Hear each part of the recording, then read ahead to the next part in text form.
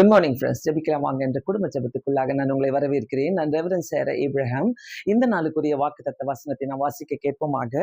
ஏசாயா 54வது அதிகாரம் 13வது வசனம். உன் பிள்ளைகள் கர்த்தரால் போதிக்கப்பட்டிருப்பார்கள், பிள்ளைகளுடைய சமாதானம் பெரிதா இருக்கும். ரொம்ப அருமையான ஒரு வசனம்.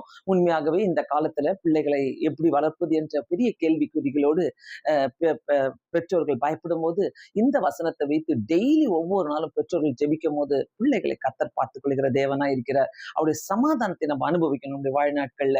சோ அவங்க கர்த்தரால் போதிக்கப்பட்டிருக்கணும்.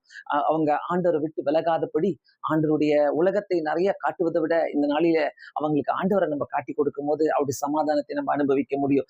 இந்த நாளில நம்ம பிள்ளைகளை ஆண்டவர் கையில ஒப்பு கொடுத்து பயம் இல்லாமல் நம்ம வாழ, சமாதானத்தோடு வாழ ஆண்டவரை நோக்கி நாம் ஜெபிப்போமாக. கண்களை மூடி ஜெபிக்கலாம். பரலோக பிதாவே, உங்களுடைய கரங்களில கொடுக்கிறோம் சுவாமி. பிள்ளைகள் கர்த்தரால் போதிக்கப்பட்டிருப்பார்கள், அவருடைய சமாதானம் பெரிதா இருக்கும் என்று சொன்ன தேவனே, உண்மை ஸ்தோத்திரிக்கிறோம் அப்பா, உங்க துதிக்கிறோம் ஆண்டவரே.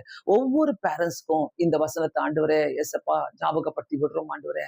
அவர்கள் எப்படியாவது ஆண்டவரை இந்த வசனங்களை வைத்து ஜெபித்து ஆண்டவரே அந்த பிள்ளைகளுக்கு உலகத்தை காட்டுவதை விட இயேசுவை அதிகமாய் காட்டி கொடுக்க, வேதத்தை அதிகமாய் காட்டி கொடுக்க, ஜெப வாழ்க்கையை அதிகமாய் காட்டி கொடுக்க கர்த்தர் உதவி செய்ய வேண்டுமா ஜெபிக்கிறோம் ஐயா.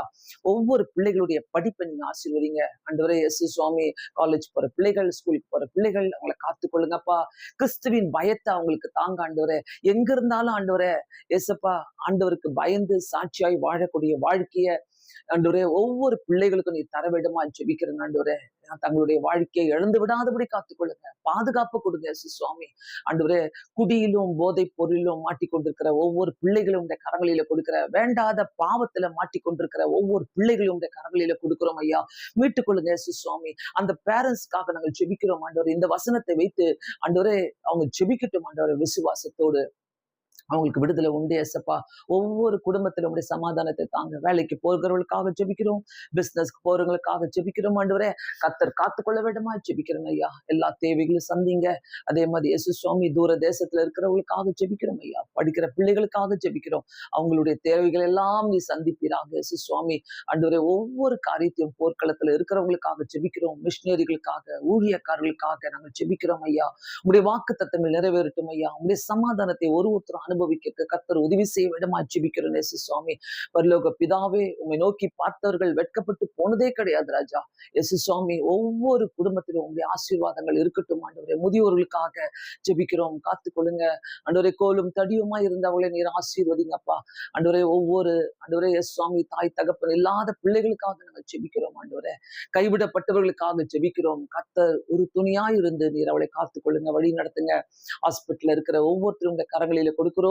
இயேசுவின் நாமத்தினாலே நீ சுகத்தை கொடுக்க வல்லவர் என்று தெரிந்தப்பா, உம்மை நோக்கி கூப்பிட அவங்களுக்கு உதவி செய்வீராக ஆண்டவரே. பிரிந்திருக்கிற குடும்பங்களை ஆண்டவரே கர்த்தர் ஆண்டவரே உதவி செய்யுங்கப்பா ஆண்டவரே. அவங்க சேர்ந்து வாழ உதவி செய்யுங்க.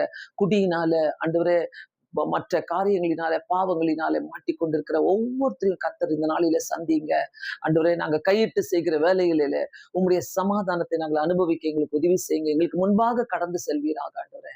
உங்களுடைய பிரசனத்தை நாங்கள் உணர உதவி செய்யுங்க சுவாமி. ஆண்டவர் எல்லா சூழ்நிலையிலும் ஆண்டவர் நீர் போதுமானவராய் இருங்க. எங்க தேசத்தையும் உங்களுடைய கரங்களில கொடுக்கிறோம் ஐயா. எந்த அழிவுகள், பேரழிவுகள் வராதபடி கர்த்தர் காத்துக்கொள்ள வேண்டுமா ஜெபிக்கிறேன் ஆண்டவரே. பாதுகாப்பு தாங்க.